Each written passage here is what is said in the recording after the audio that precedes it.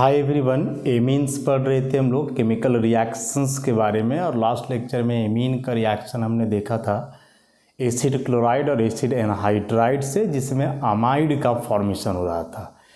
Primary amine हम लोग ले रहे थे तो 2 डिग्री अमाइड बन रहा था और सेकेंडरी एमीन लेने पर 3 डिग्री अमाइड बन रहा था।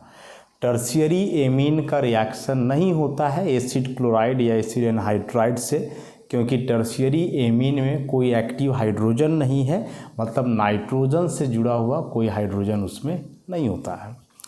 अब इसी में जो हम लोग एसिड क्लोराइड या एसिड एनहाइड्राइड से रिएक्शन पढ़ रहे थे, उसमें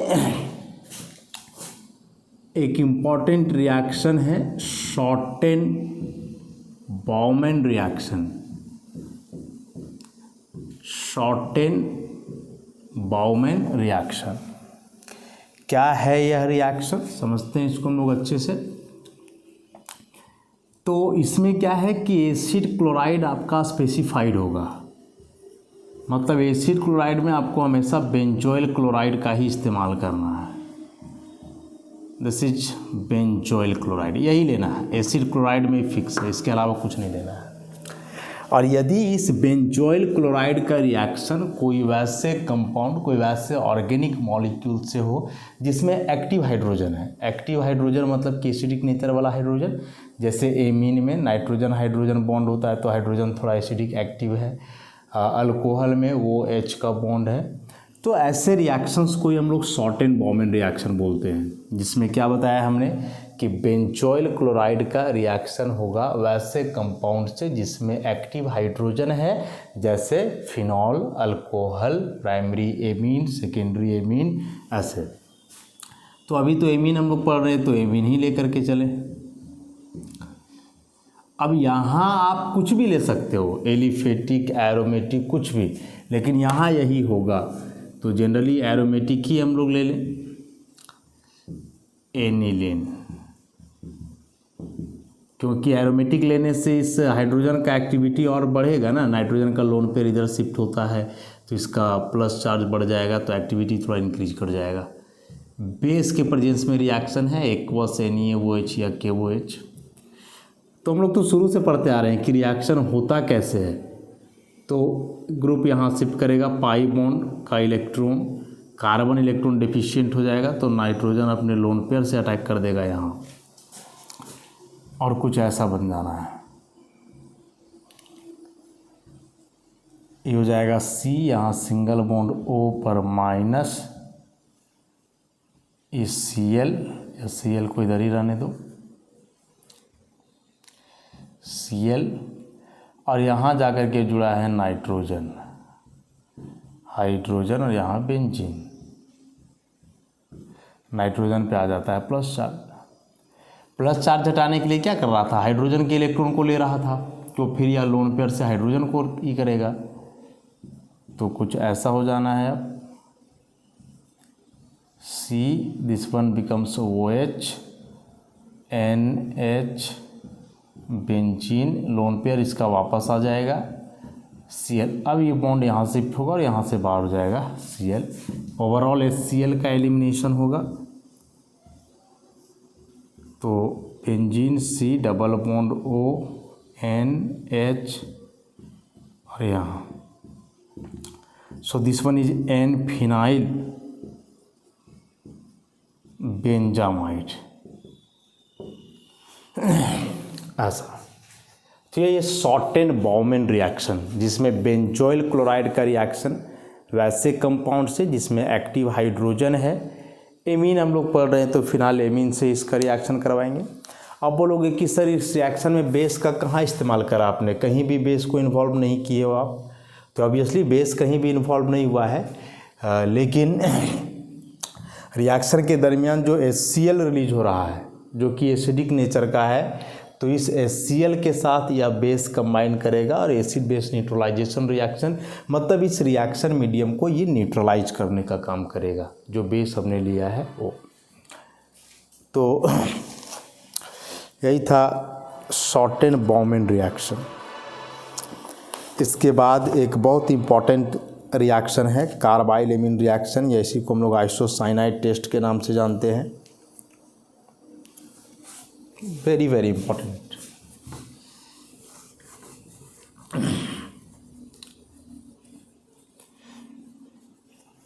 कई बार बताया है पीछे कि ऑर्गेनिक केमिस्ट्री को आप करना चाहते हो तो उसमें सबसे पहला तरीका है कि जितने भी नेमिंग रिएक्शंस हैं उन नेमिंग रिएक्शंस को आप अच्छे से कर लो। नेमिंग रिएक्शंस को अच्छे से कर लेते हो तो फिर दिक्कत नहीं होना है। So next, carbyl amine reaction और आइसोसाइनाइड टेस्ट। वेरी इंपॉर्टेंट, मतलब इतना इंपॉर्टेंट कि प्रत्येक वर्ष क्वेश्चन इससे होता ही, ओवरऑल यही जान लो बस। है क्या यह कार्बाइल एमीन रिएक्शन या फिर आइसोसाइनाइड टेस्ट? तो लैंग्वेज लिखने का ज़रूरत नहीं है इसमें, बस कोई प्राइमरी एलिफेटिक और एरोमेटिक एमीन का रिएक्शन है क्लोरोफॉर्म से। यहाँ हम लोग बेस लेते हैं, अल्कोहलिक KOH या NaOH के साथ हीट करते हैं तो यहाँ बनता है प्रोडक्ट आइसोसाइनाइड, अल्काइल या एराइल आइसोसाइनाइड, कुछ भी, अल्काइल या फिर एराइल आइसोसाइनाइड का फॉर्मेशन होता है। तो the reaction of a primary aliphatic और aromatic amine with chloroform in the presence of alcoholic KOH or NaOH to form corresponding isocyanide is known as carbyl amine reaction. Isocyanide test इसको क्यों बोलते हैं, carbyl amine इसका नाम क्यों पड़ा? तो रिएक्शन के दरमियान ये जो प्रोडक्ट आप देख रहे हो दिस वन, इस प्रोडक्ट को हम लोग IUPAC में कार्बाइल एमीन भी तो बोलते हैं। आइसोसाइनाइड तो कॉमन नेम है, IUPAC में इसी को हम लोग कार्बाइल एमीन भी बोलते हैं। तो carbylamine as a product बन रहा है, that's why it is called carbyl amine reaction. और very very important point about this reaction is that the isocyanide formed as a product during the reaction has very unpleasant smell, has very unpleasant smell। और इतना खराब smell इसका है, मतलब उसको खराब smell ना बोल कर उसको दुर्गंध बोलो आप, इतना दुर्गंध देता है इससे कि उसके स्मेल से पहचान लिया जाता है कि यह जो कंपाउंड है वह आइसोसाइनाइड है। और सबसे बड़ी बात कि यह रिएक्शन केवल प्राइमरी अमीन करता है, इसीलिए इस रिएक्शन का इस्तेमाल होता है प्राइमरी एमीन को पहचानने के लिए, प्राइमरी एमीन को डिटेक्ट करने के लिए। कोई दिया हुआ कंपाउंड है वह प्राइमरी एमीन है या नहीं आपको पता करना है, तो बड़ा सिंपल सा चीज़ है कि उस प्राइमरी एमीन में आप क्या करो, मतलब शुरू में तो पता नहीं रहेगा कि प्राइमरी एमीन है कि नहीं, मतलब नॉर्मली कोई एमीन दिया हुआ है, पूछा जाएगा बताओ ये प्राइमरी एमीन है या नहीं, तो क्या करो आप उसमें क्लोरोफॉर्म डालो, अल्कोहलिक KOH डालो और स्ट्रांगली हीट करो। थोड़ा देर के बाद यदि उससे बेहद ही खराब स्मेल आए, दुर्गंध, तो समझ जाओगे वह प्राइमरी एमीन है, क्योंकि वह दुर्गंध आने के पीछे का वजह है आइसोसाइनाइड का फॉर्मेशन। और यह आइसोसाइनाइड बनेगा कब, जब क्लोरोफॉर्म रिएक्शन करेगा इस प्राइमरी एमीन से। तब इक्वेशन को डायरेक्ट दिखाना चाहे तो ऐसे हम लोग समझ सकते हैं, जैसे एरोमेटिक अमीन यदि लें एनिलीन और इसको क्लोरोफॉर्म के साथ हीट करें, this is chloroform CHCl3, chloroform साथ में 3 मोल KOH होगा, एक्वस अल्कोहलिक कुछ भी लिया जा सकता है।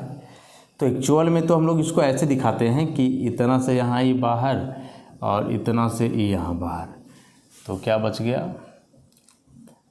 तो बच गया N, यहाँ हो जाएगा C प्लस बाहर हो जाएगा टोटल, यहाँ से देखो 3 HCl ना, 2 यहाँ से 1 यहाँ से, अब 3 HCl जो निकलेगा वह 3 KOH से रिएक्शन कर जाएगा, एसिड बेस टाइप का रिएक्शन, तो सॉल्ट प्लस वाटर 3 KCl बनेगा और 3 मोल वाटर बनेगा, and this is phenyl isocyanide.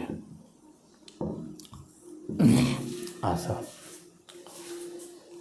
इसी रिएक्शन को हम लोग आइसोसाइनाइड के नाम से, टेस्ट के नाम से या फिर कार्बाइल एमीन रिएक्शन के नाम से जानते हैं।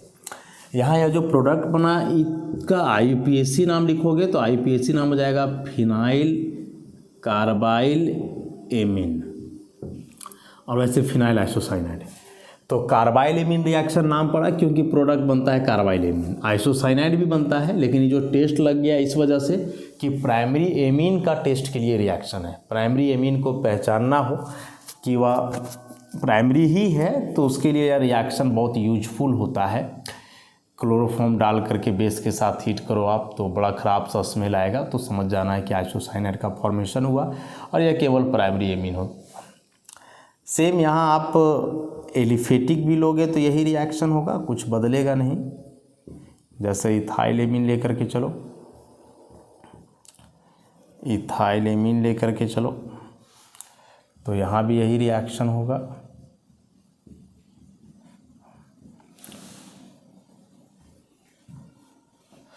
यहाँ भी यही रिएक्शन होगा।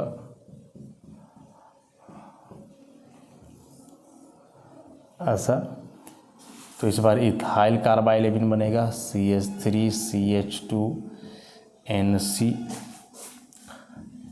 Plus 3KCl plus 3H2O। This is ethyl carbyl amine. ऐसा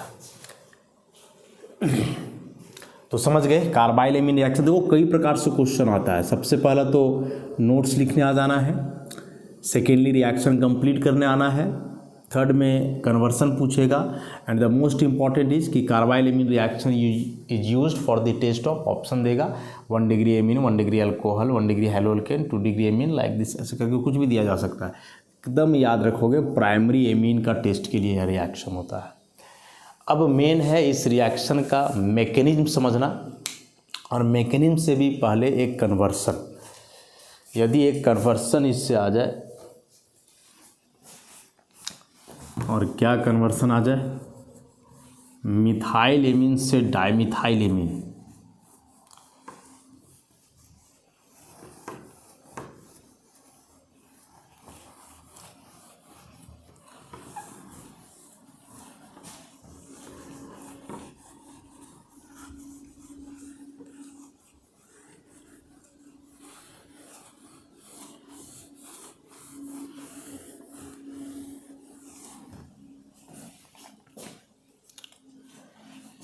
मिथाइल एमीन से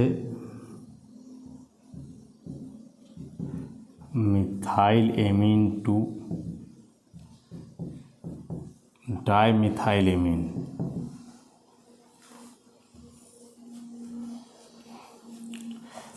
कई तरीके हैं। एक तरीका इसमें ऐसा है कि आप मिथाइल एमीन ले लो, हॉफमैन अमोनोलाइसिस करवा दो, मतलब कि मिथाइल क्लोराइड से रिएक्शन, तो यहाँ से HCl बाहर हो जाना है और डाइमिथाइल एमीन का फॉर्मेशन हो जाना है।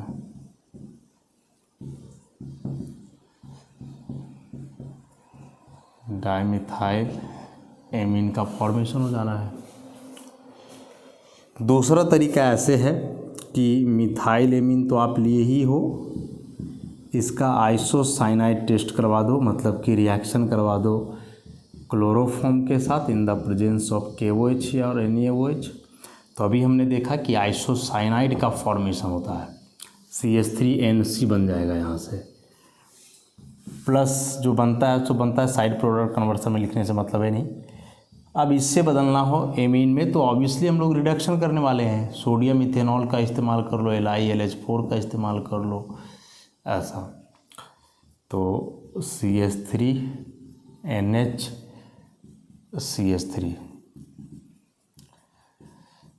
डाइमिथाइल एमीन, तो एक ऐसे भी बन जा रहा है। अब विच वन इज बेस्ट, तो बेस्ट तो हम लोग इसी को बोलेंगे। इसको क्यों नहीं बोल सकते हैं, क्योंकि जो आप मिथाइल क्लोराइड लोगे, और नेसेसरली नहीं है कि आप गिन करके उसका एक मॉलिक्यूल लोगे, यदि एक्सेस में रहा तो फर्दर रिएक्शन होकर के ट्राइमिथाइल एमीन बन सकता है 3 डिग्री एमीन। लेकिन यदि आप आइसोसाइनाइड वाले से चलते हो तो बड़ा आसान सा हो जाएगा कि आइसोसाइनाइड पहले बना लो और फिर उसको रिड्यूस कर दो तो 2 डिग्री एमीन मतलब डाइमिथाइल का फॉर्मेशन हो जाएगा। अब मैकेनिज्म पे आते हैं और देखते हैं कि मैकेनिज्म से रिलेटेड क्या क्या क्वेश्चंस बन सकते हैं। अभी तक तो 4 टाइप का क्वेश्चन बोल दिए हम। शॉर्ट नोट्स लिखने आएगा, रिएक्शन कंप्लीट करने आएगा, ऐसे कन्वर्सन बन सकता है, और यह कि कार्बाइल एमीन रिएक्शन कौन से एमीन का टेस्ट के लिए हो सकता है, तो प्राइमरी एमीन। अब मैकेनिज्म लिखोगे तो मैकेनिज्म से कुछ क्वेश्चंस और सामने आएंगे।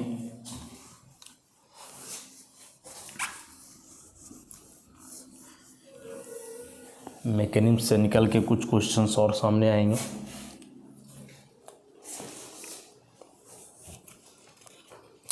क्लोरोफॉर्म आ गया है तो बहुत नेसेसरली है कि क्लोरोफॉर्म में डाइक्लोरोकार्बीन का फॉर्मेशन होता है, और वह डाइक्लोरोकार्बीन जो है बिहेव करेगा एज इलेक्ट्रोफाइल और फिर रिएक्शन वहाँ से प्रोसीड करना है।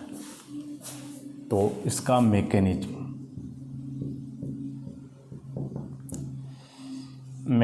में स्टेप 1 में जनरेशन ऑफ इलेक्ट्रोफाइल का जनरेशन हो जाएगा।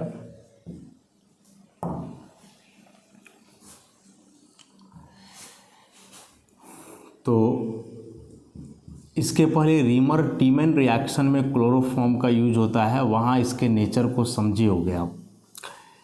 CH-Cl3 यह है क्लोरोफॉर्म। कार्बन से जुड़े हुए हैं 3 क्लोरीन, और क्लोरीन का इलेक्ट्रोनेगेटिविटी हम लोग जानते हैं कि कार्बन से अधिक होता है। तो ये तीनों क्लोरीन यहाँ इलेक्ट्रॉन विड्रॉइंग नेचर के हो जाएंगे विथ रिस्पेक्ट टू कार्बन। अब यदि ये तीनों क्लोरीन इलेक्ट्रॉन को विड्रॉ कर रहे हैं तो सोचो कि कार्बन के पास इलेक्ट्रॉन डेफिशिएंसी कितना क्रिएट होगा, बहुत ज़्यादा क्रिएट होगा।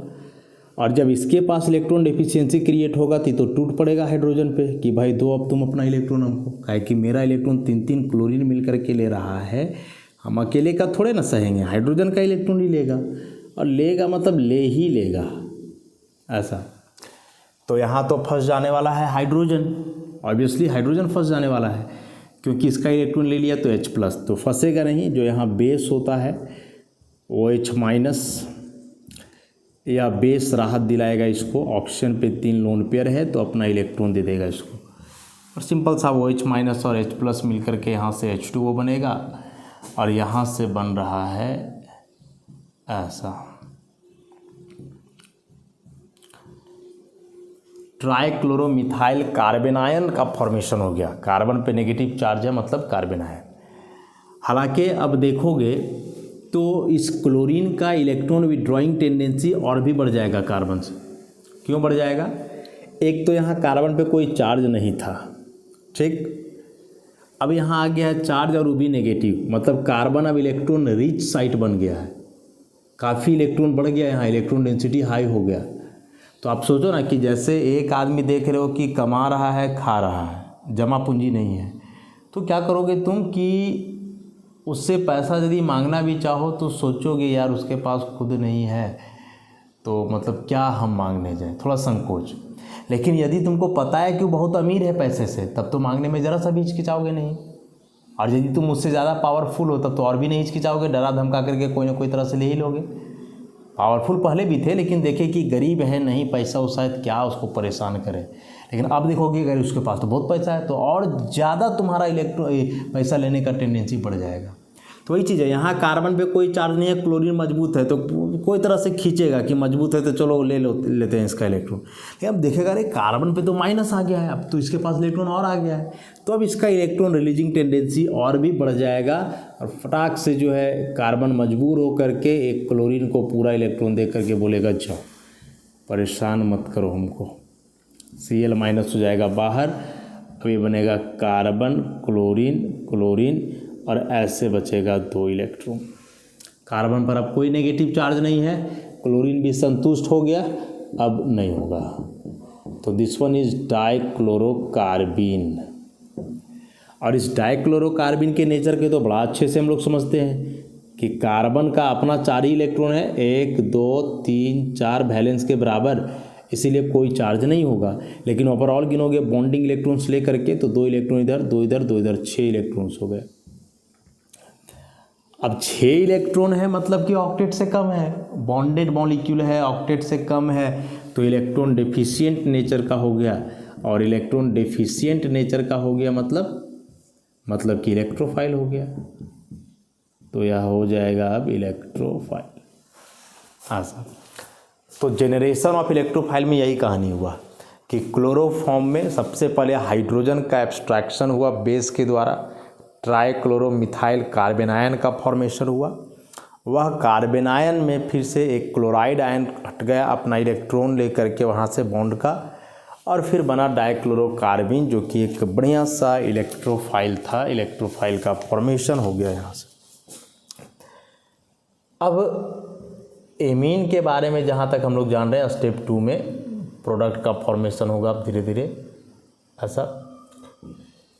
तो एमीन के बारे में जहाँ तक हम लोग जान रहे हैं कि प्राइमरी एमीन है तो ये थोड़ा बेसिक नेचर का है। बेसिक नेचर का मतलब नाइट्रोजन के पास लोन पेयर है, तो बेसिक है तो साथ ही साथ इसको न्यूक्लियोफाइल से कोरिलेट कर सकते हो, न्यूट्रल न्यूक्लियोफाइल है। और यहाँ भाई डाइक्लोरोकार्बिन है, इलेक्ट्रोफाइल है। नाइट्रोजन अपना इलेक्ट्रॉन दे देगा, लो हमारे पास जो इलेक्ट्रॉन की कमी है उसको ख़त्म करो, तो जाएगा RNHHCCl,